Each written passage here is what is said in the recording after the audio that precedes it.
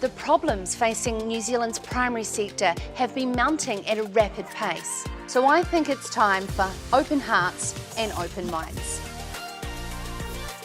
Welcome to Sarah's Country. This is a place to put your feet up after a hard day out on the farm or around the country, wherever you are, to get your rural fix in the evenings live or rise and shine on demand in the truck as you're driving away from home on the beauty of podcasts.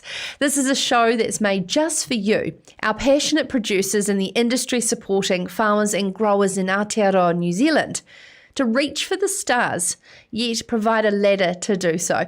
Because goddamn, it's not easy. Otherwise, you know what? Everyone would be doing it, right? Now, if you're a curious consumer of food and fashion who love to appreciate the challenges, yet the optimism of New Zealand's most important industry, thank you so much for joining us on this edition of Sarah's Country. Your ambassadorship and praise is vital to ripple through your circles of influence, and we vitally appreciate it. Now, because we live in a time of craving truth, to what level you wish to seek it is one thing. It's hard to decipher opinion these days, and of course I certainly have mine. I'm not making light of that. But I also like to seek that opinion with new and evolving facts, with an open heart and an open mind to all the views around the news. I'm your host, Sarah Perriam, and it's my honour and privilege to be with you on our last show of the week. In our last show, in our first home, our launch pad, which is known as Blink Innovation on the Lincoln University campus. Now, I owe so much to where we are today for the support of this wonderful incubator environment and the attitudes of success that have actually wrapped their arms around me since I left MediaWorks in 2019 from Auckland, and I was hungry to do rural media in a better way. It was important to me to be involved with the people that believed in the future of farming food and fibre in this country. And tonight, it's our last night in our 6x4 meeting room before we embark into our new custom studio at Taitapu. Now, Joel's pretty stoked about the menu at the iconic cafe across the road for those who know the Taitap store. We have lots in store for you, of course, with the next phase of Sarah's Country. But as challenges come at us just as well, we're not immune from them, and we're going to have a transition period broadcasting from my home from Monday due to a certain important tool of the trade that we kind of need. Internet. It's not going to be connected in time. So why not? We're going to keep continuing because we can't drop off. So tune in. It'll be a bit of fun. At home with Cez. Now, we're not the only ones that pivoted with innovation over lockdown. The inspirational stories I've heard are incredible.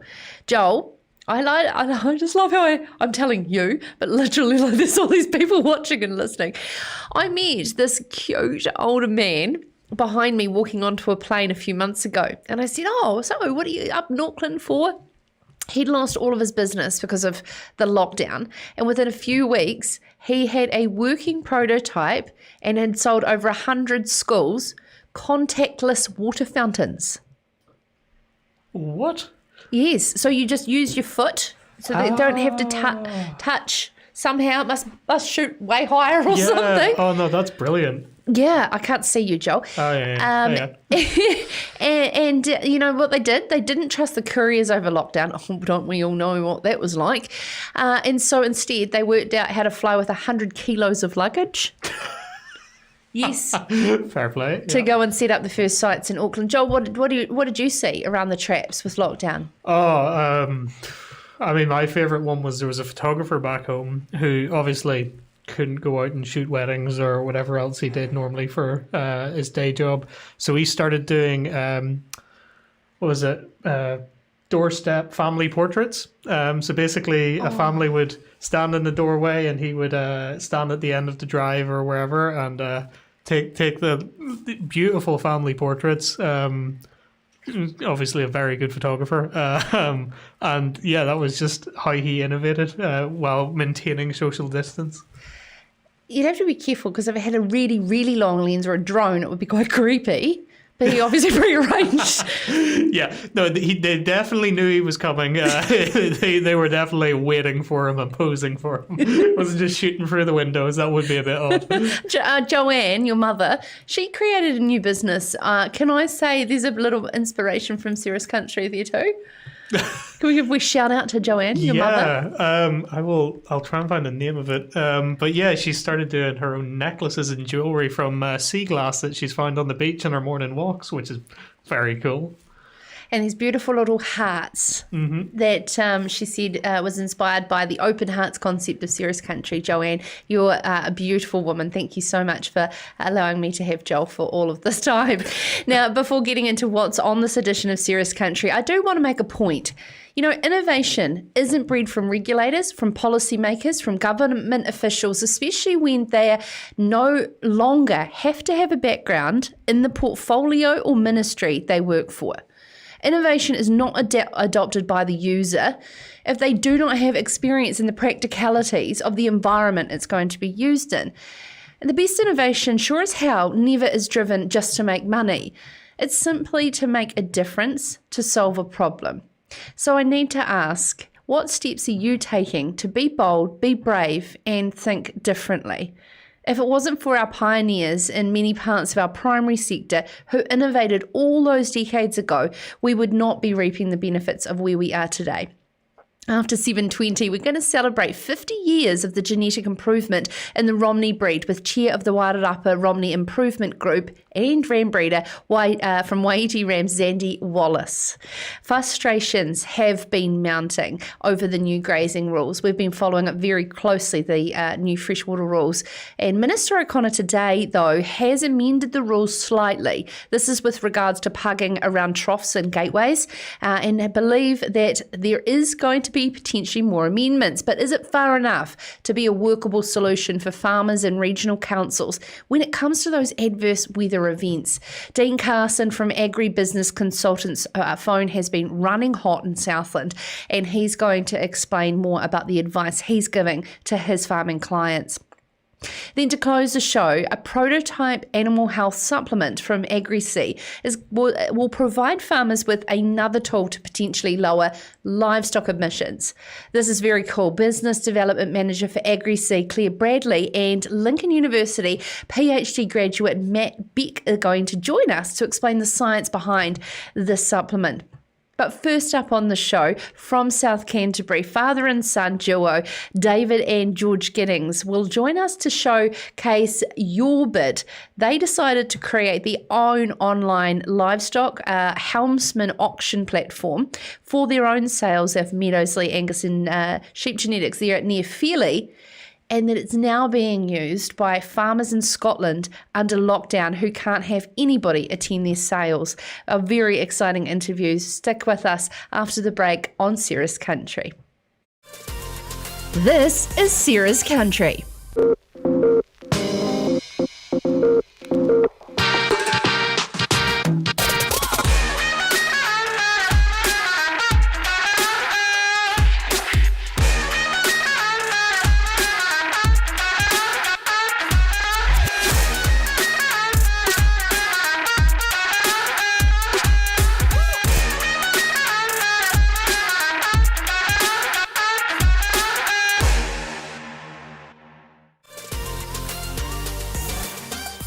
Now, I believe it was Winston Churchill who said we should never waste a crisis, and there was a lot of fantastic innovation under the lockdown of COVID.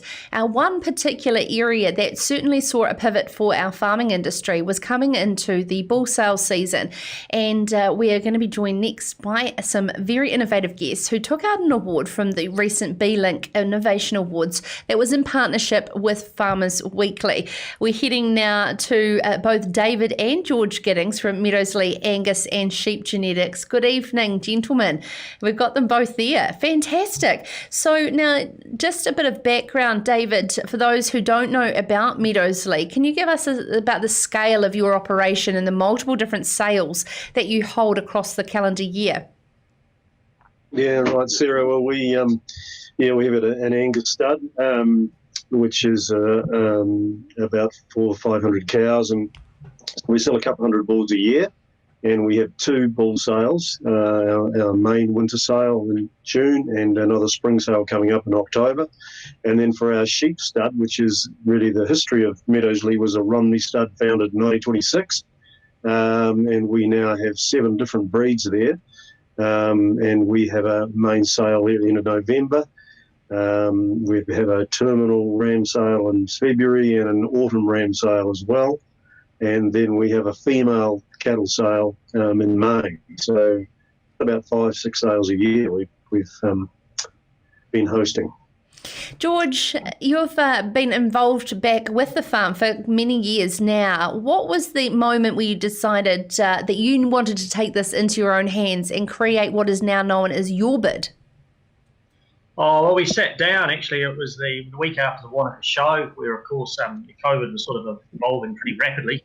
And that autumn ram sale we had was on that sort of, that was that next week. And we really wanted an online component for that. We ended up doing a bit of a Facebook Live, which sort of showed us some of the things that could be done. And we sat down the week after that and thought, well, this in-car female sale is going to be while we're still in lockdown. As it happened, we're still in level 3 of lockdown. And we sort of searched the world and tried to, find a system which was going to allow us to do this electronically and help us, show, much information as we wanted to be showing our clients and give them enough time to bid and make a good decision.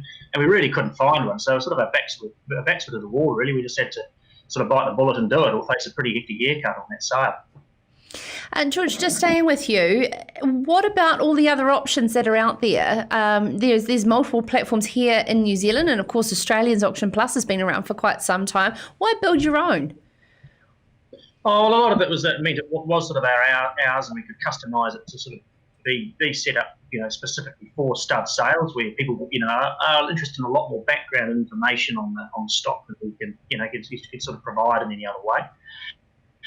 We also have been running our ram sales as a helmsman style option for since sort of year dot. In fact, probably 15 or 20 years.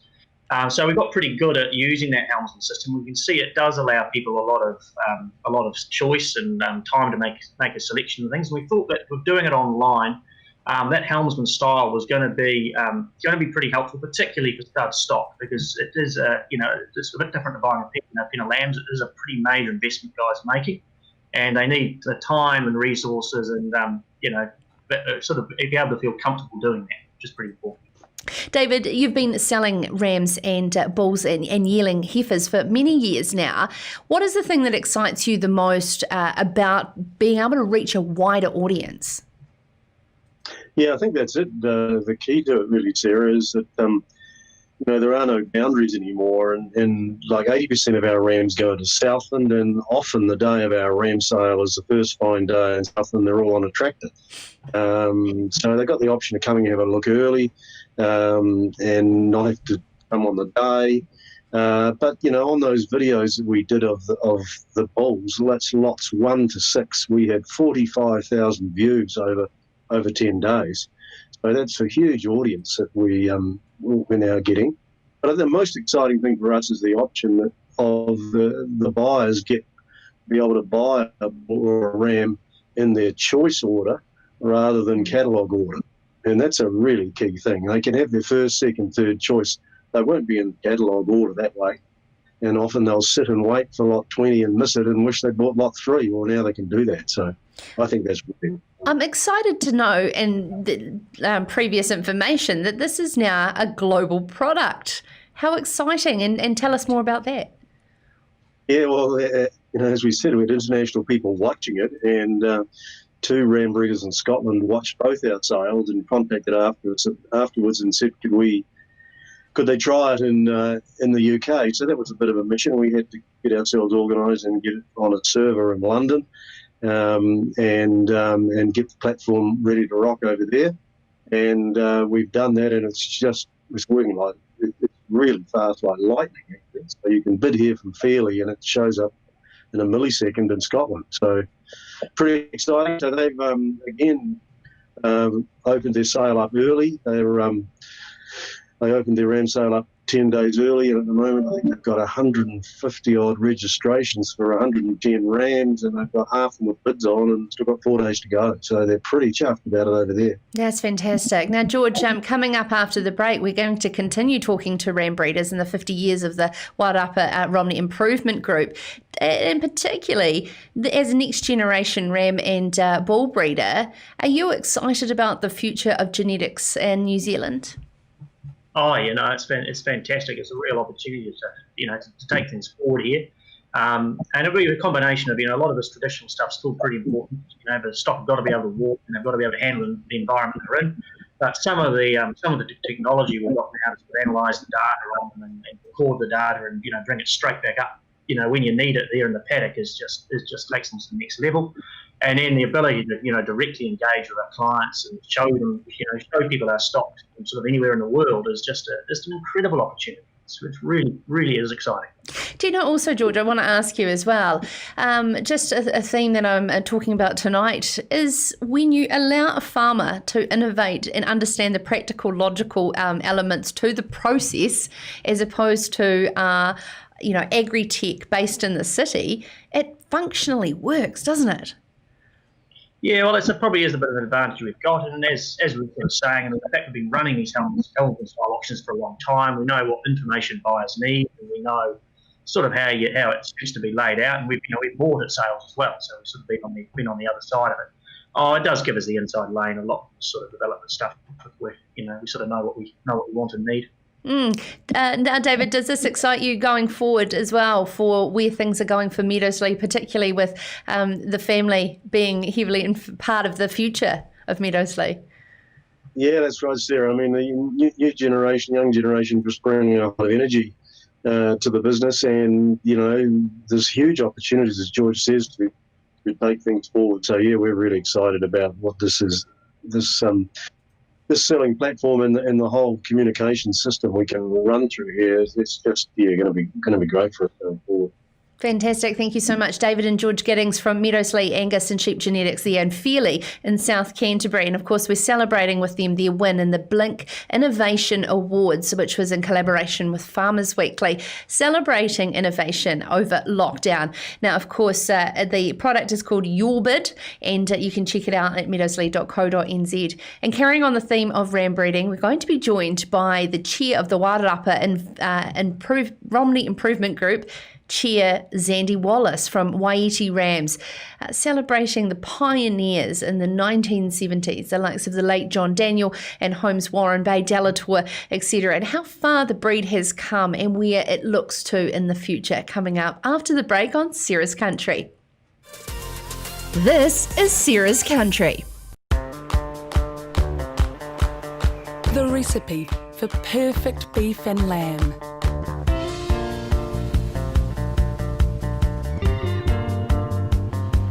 Take one small fresh country. Make sure it's nice and remote.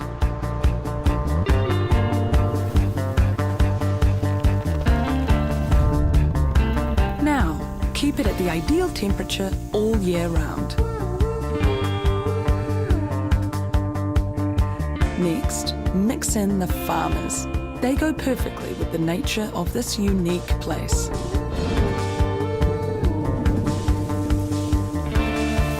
Add regular sprinkles of rain to really bring out the lush meadow grass.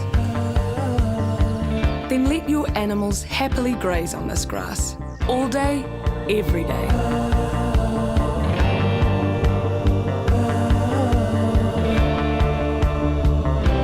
And there you have it, New Zealand, the perfect recipe for beef and lamb.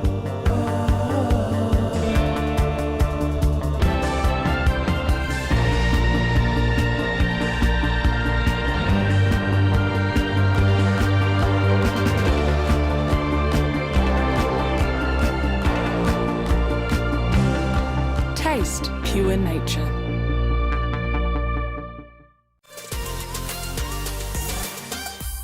Well, imagine being a part of a group of stud breeders that have contributed to no less than 20% of the self-replacing portion of the New Zealand sheep industry. That's huge.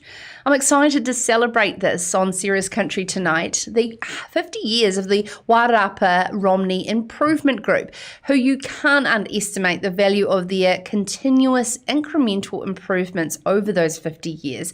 Focus on the core values of profitability towards sheep breeding in this country.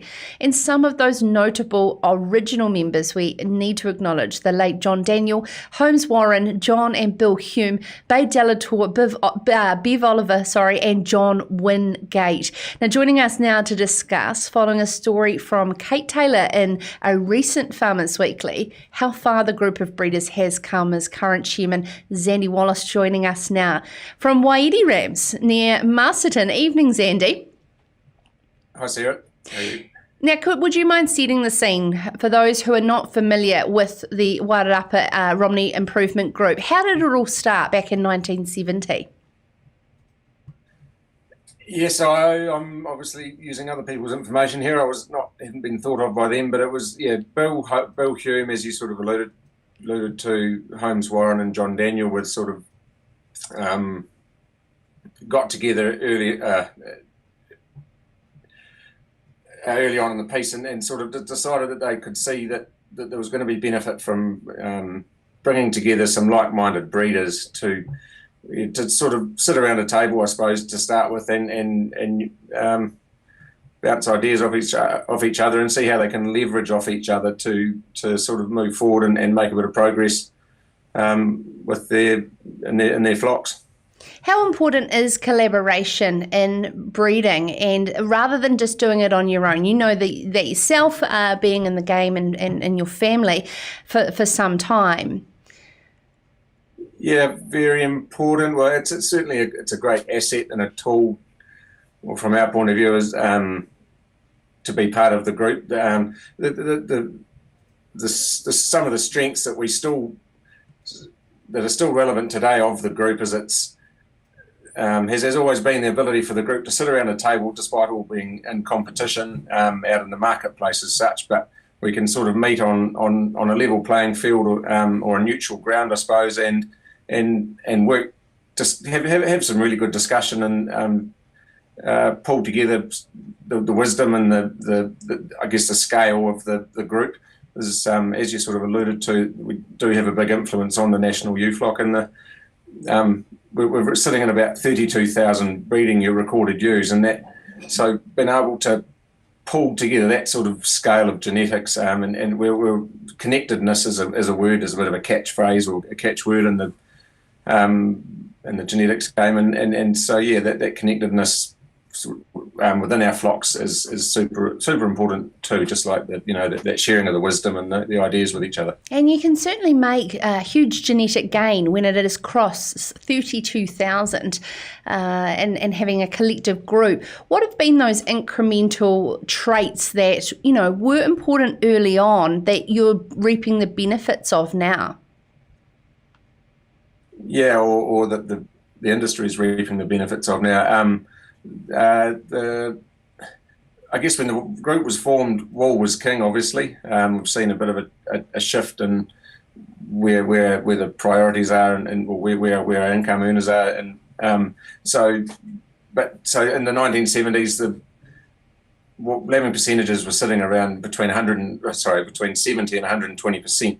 So these guys got together and saw that they needed to fix that, and they have within the Wairarapa Romney Improvement Group as such, made big gains there. And then there's been sort of as they've come up, the newer traits or sort of more the next most important traits have been targeted. For instance, growth rate was a big one. We made a large, huge gains over sort of, I think, could be wrong, a 15-year period where we had a central growth flock down, central growth rate flock on one of the members' properties, and made massive gains there. And that's so that there are a couple of big ones, and And also, performance recording and evaluation of selection has come quite a long way since the 1970s as well. Can you give our audience a bit of an understanding of sort of the level of technology you're using on farm in these breeding operations? Yeah, it varies. I guess we all have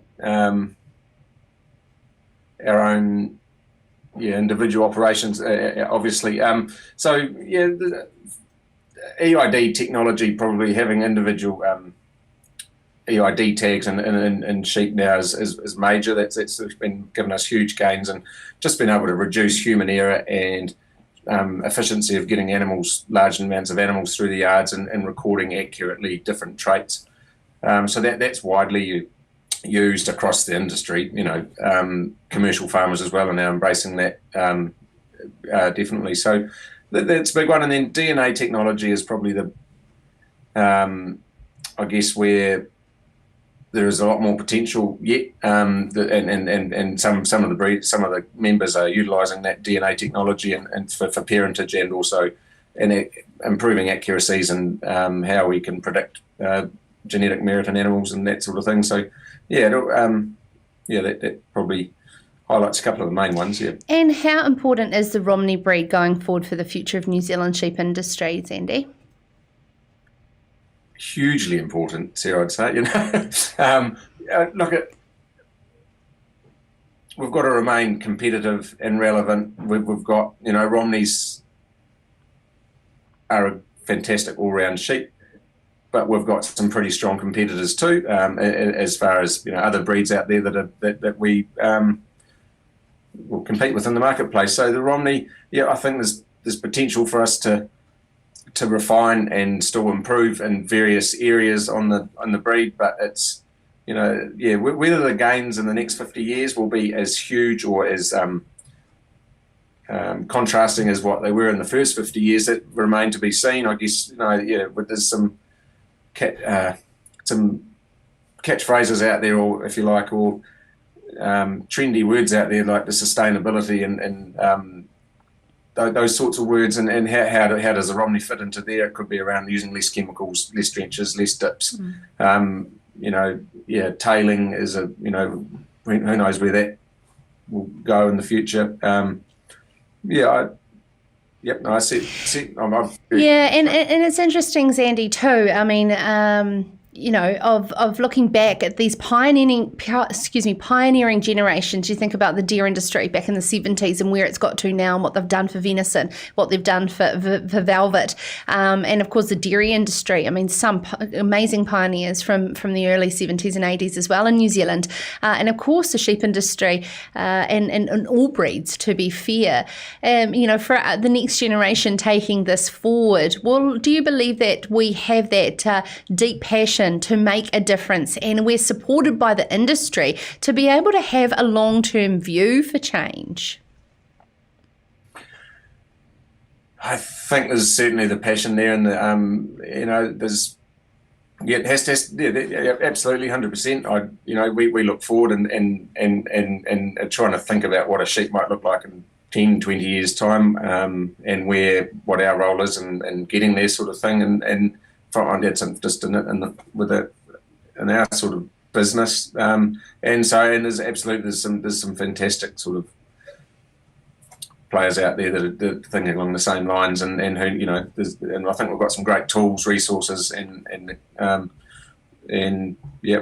Yeah, absolutely. Thank you so much for taking the time to join us. That is Zandy Wallace. He is currently wearing the hat of chair of the Wairarapa Romney Improvement Group, and of course Waiiti Rams near Masterton.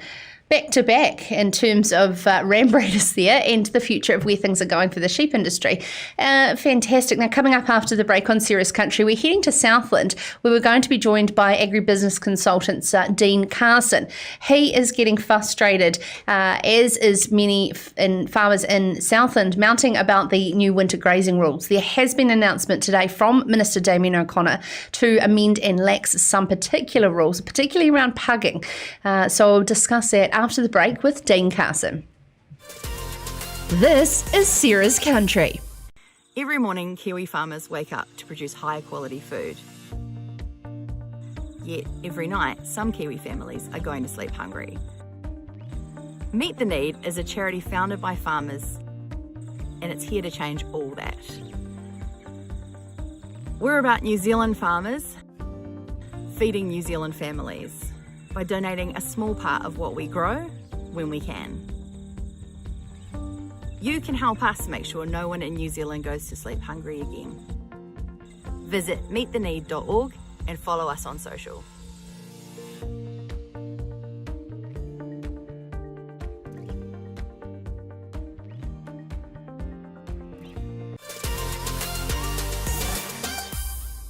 Well, if you've been following Sarah's Country this week, we have been following the new environmental standards for fresh water very closely with Karina Jordan from Beef and Lamb on Monday and following it through now to our next guest.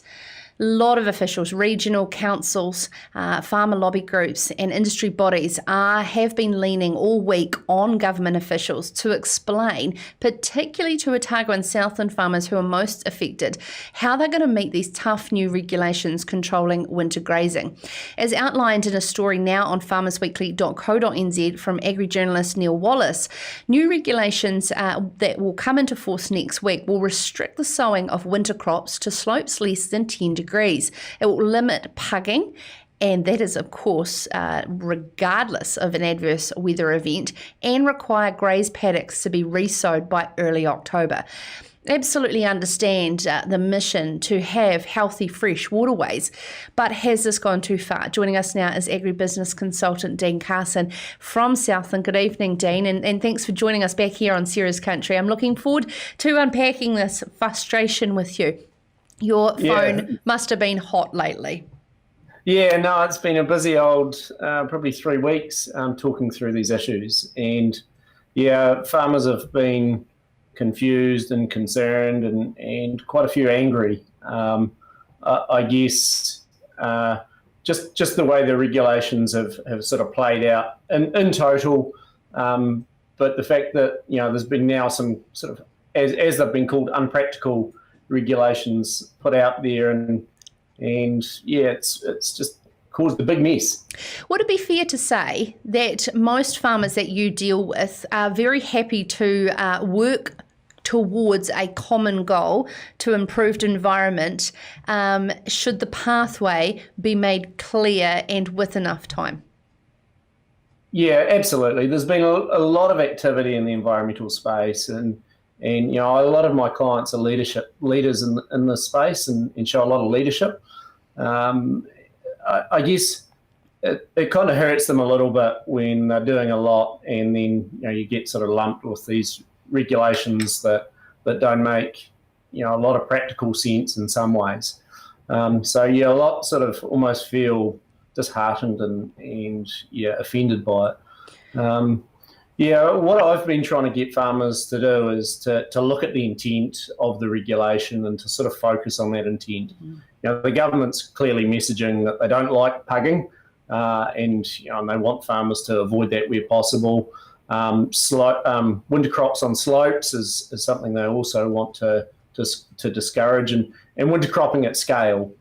So I'm trying to get clients to sort of see the intent and try not to get too hung up on the regulation, just to encourage those proactive approaches, that leadership they show, just to keep them going with it. How do you pull the bottom up, though, Deane? I mean, is it, a carrot or a stick? It is a really interesting conversation to have, because best practice is so varied, and there is a lot that aren't doing best practice and ruining it for the majority that want to have, great looking images around social media over winter. Yeah, look, regulations are great for that 5% or 10% or whatever it is, and we definitely need them. And I think it's reasonable to say that prior to the election that the government did have a mandate for change. That water quality was a big topic leading up to the previous election. So I think there is a mandate for change, and I think the government do have a mandate to do that, and do have a mandate to put some regulations in place. It's just about how broad those regulations are, and how practical they are, and how achievable they are. And I think it's the implementation that's caused a few problems, rather than whether regulations are needed or not. I think most people would agree that regulations are needed to a level.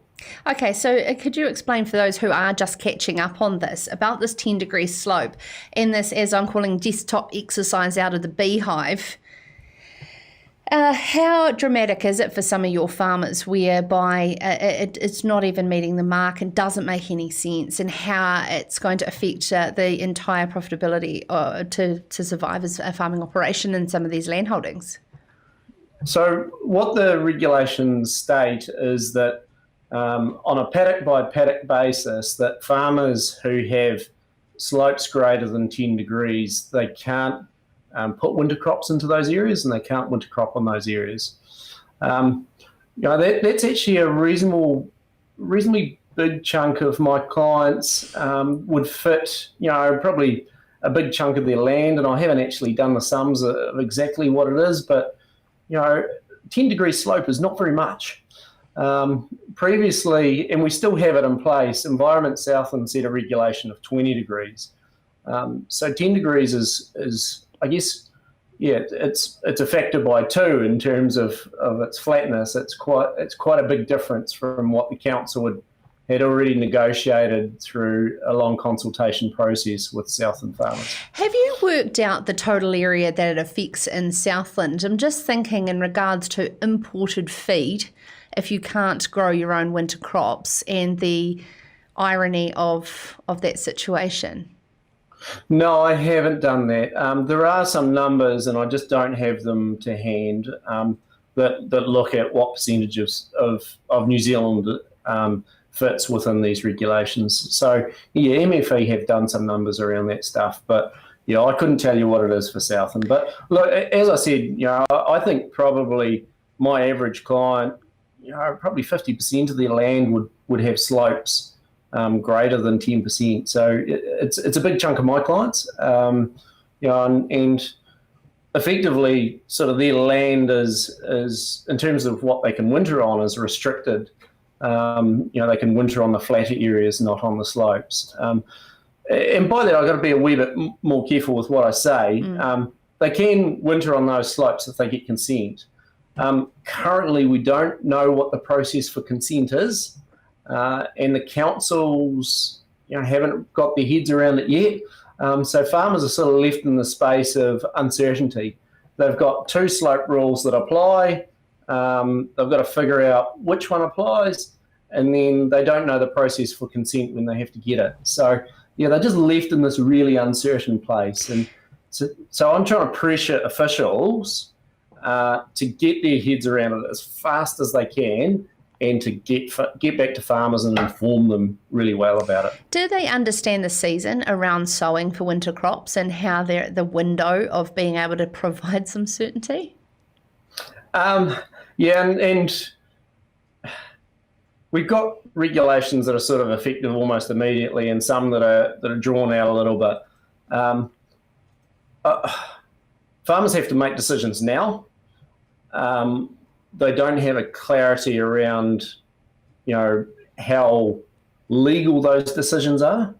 And so without that certainty, you'd argue that the regulators perhaps aren't providing the certainty that they need to quick enough. So I just want those regulators to move fast, knowing that farmers have to make decisions today and tomorrow and probably last week. It's interesting, isn't it? Because Minister David Parker believes it's as easy as coming out to the media and saying the rules are the rules, suck it up. Yet his Minister for Agriculture, Damien O'Connor, has went, hang on a minute, whoa, and today has made amendments. And I'm led to believe potentially more amendments will come. But yet, under the RMA, the Minister and the Crown Commissioner need to consult with the Minister of Agriculture before these types of reforms. So it's an interesting what's going on behind the scenes in terms of who's pulling these strings. Yeah, I guess, the Minister has acknowledged that some of the rules weren't practical and has made some changes. And I think the farming industry have actually appreciated that there's been some acknowledgement there. The Minister's also left the door open for more changes, and I know there's a number of farmers that are sort of stacking up the list of changes that they want to occur. So, yeah, I guess I just hope that the people that are making the changes are well informed. I think there's probably a role for feds to sit around the table with some of these people and make sure that the changes, the adjustments are well informed, and that they do become practical. And I hope those doors are still open, because I know there are some challenges around some of the communication that's going on. Yes, absolutely. Nailed it right on the head, Deane. And you'd think that some of these changes could have been done prior to coming out. 17,000 submissions, the highest level of farmer submissions in history of any regulation change, yet farming bodies seem to have locked out in this process. And now they're having to backtrack on this. Could you just give some clarity around what we are referring to? On farmersweekly.co.nz, look at the article, Government Amends Freshwater Rules Amid Backlash. You can find out more there. This is to do with specifically the pugging depths around troughs and gateways. Can you give some more clarity on that? Yeah, so I guess previously we had a regulation that allowed pugging at any one point up to 20 centimetres deep, and you weren't allowed to do any pugging of any consequence on greater than 50% of the area. If you were going to do that, you needed a consent. Now, a lot of farmers would argue that when you finished a paddock, it's 100% pugged. Your pugging might only be a centimetre depth, but the definitions in the regulation called that pugging. The government's come out and said they've changed the definition around pugging to allow for 5 centimetres, a tolerance of 5 centimetres. So if your hooves aren't going sort of to a depth of 5 centimetres or greater, it's not considered pugging. So it's provided a bit of leeway in that regulation, because a lot of people were just saying, well, that's a consent for every farmer with a winter crop. Now there's a bit more leeway. I still think that regulation will capture a lot of farmers, particularly farmers that have got cattle with heavy soils. There's a lot of, during wet weather and wet winters, there's a lot of farmers that will go beyond 5 centimetres for more than 50% of the paddocks. And the other amendment that was made was they've provided a bit of a tolerance around gateways and water troughs, that it seems like they're planning to exclude those areas from the regulations. And I guess those concentrated areas where animals tend to go to inevitably during wet weather tend to turn into sort of pea soup, and I just don't know how you avoid that sometimes. So they have created a few tolerances, and look, I think that's been welcomed, and I think people do see that as a positive move. But as you pointed out, it's never good to see regulations getting changed after a lengthy, long consultation process. It just doesn't make it look like a robust process, and it raises questions in people's minds and confidence about regulations. So it's never a good look. Thanks so much for all your insight, as always. Deane Carson there from Agribusiness Consultants based in Southland. And as much as I love following the process of this to ensure that it's just and fair, also too, innovation comes from this, and potentially new farm management systems will evolve from this, and we will become overall better. We have to be optimistic in certain points, yet I am not. It's any point undermining how drastic and uncouth this whole process has been. And one of those innovations is with regards to our greenhouse gas emissions in the agricultural sector. And we're going to celebrate with the team at AgriSea, as well as being joined by a PhD graduate from Lincoln University on an award that was won on an animal health supplement that will potentially lower emissions. We're going to be joined by Claire Bradley from AgriSea and Matt Beck from Lincoln University to close after the break here on Sarah's Country. This is Sarah's Country.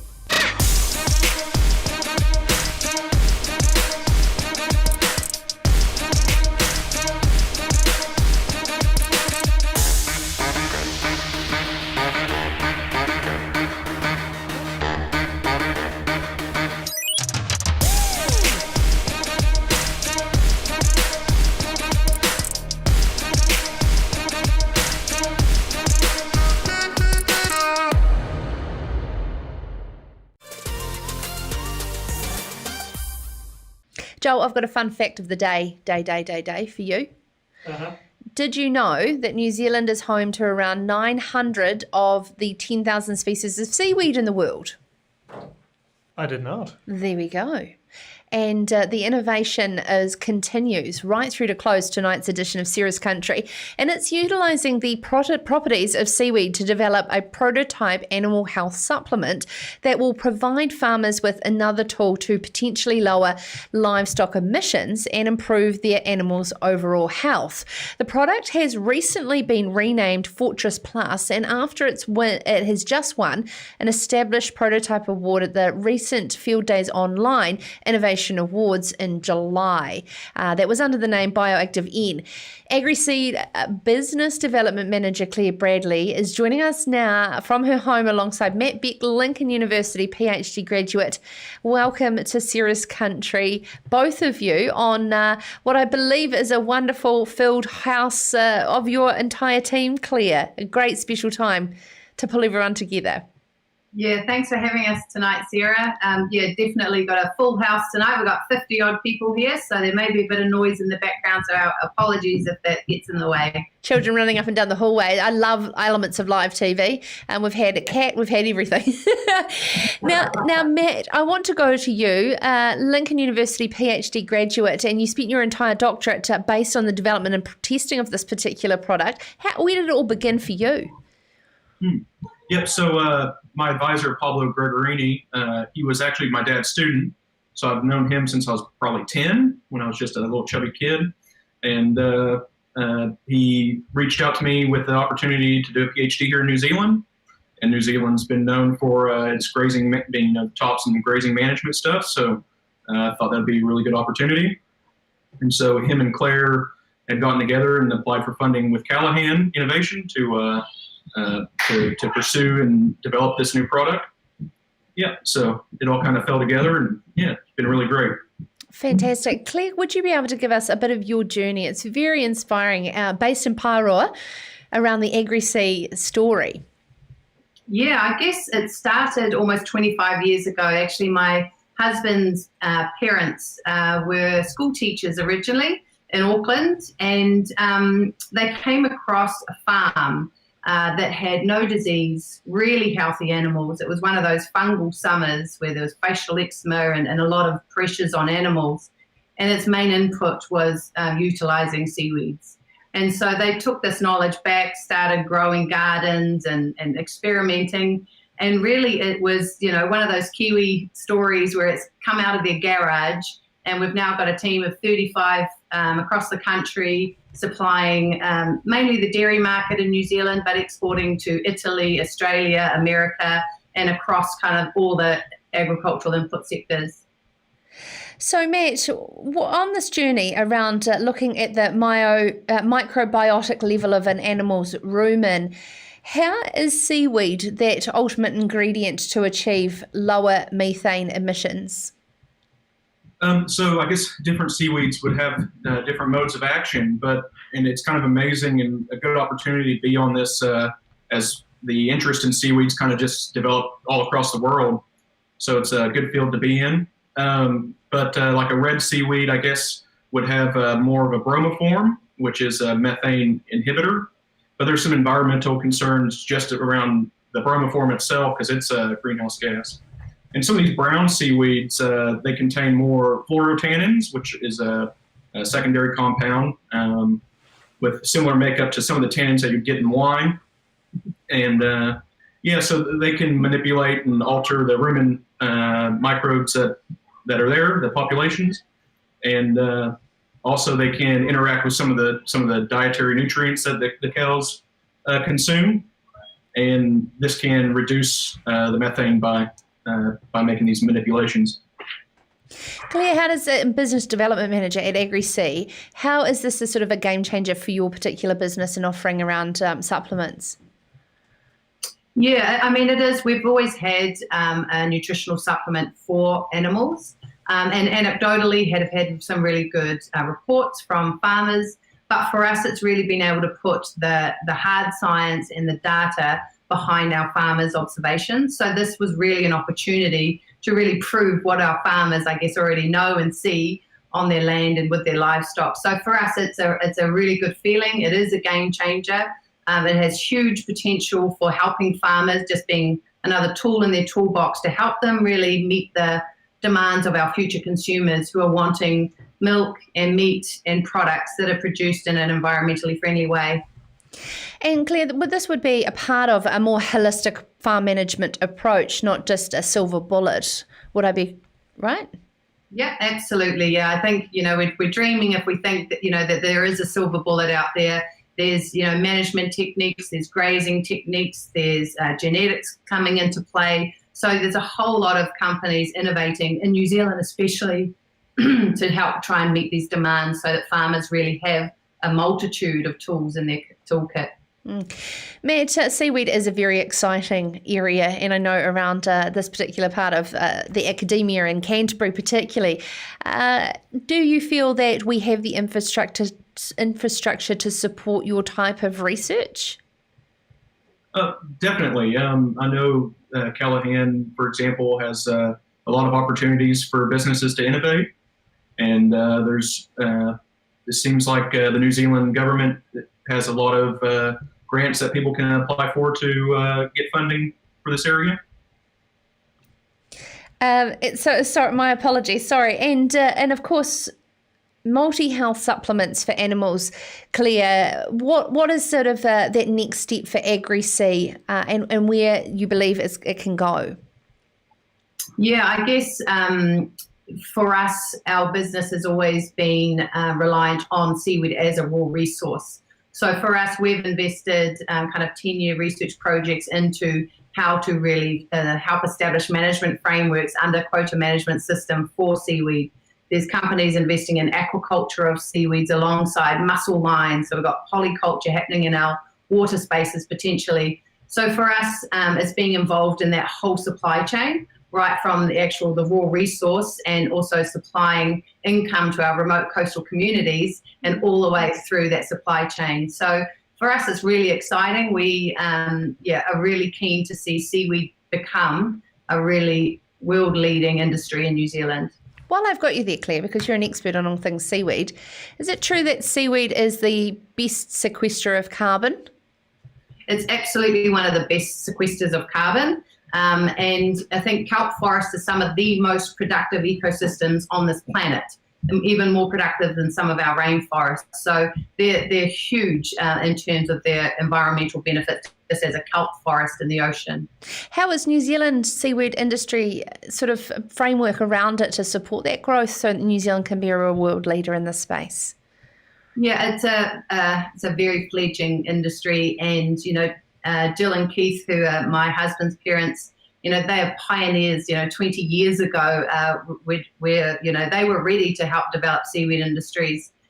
Worldwide, we're lucky to have looked at what works well and what doesn't work well in terms of the environmental use of seaweed and the growing of seaweed industries. So there's a lot of collaboration happening at the moment between CRIs, universities. There's a few industry players, not many of us, but a lot of people interested. So we're trying to get together as a platform to really, think about the problems now before we really create this industry. Matt, you'll be aware that we have a capability problem in the primary sector, getting young people coming through. If they could hear about this type of cool job that you have and created around something like seaweed, do you think we could welcome more keen environmentalists into this space? Yeah, I definitely believe so. And I would say it's been my experience that these the younger generation, I guess maybe I'm a part of that as well, they're definitely interested in improving or making improvements to our environment, and that's partly because we're just starting to realize how big of a problem it is, but also I think it's a genuine interest in wanting to do things the right way.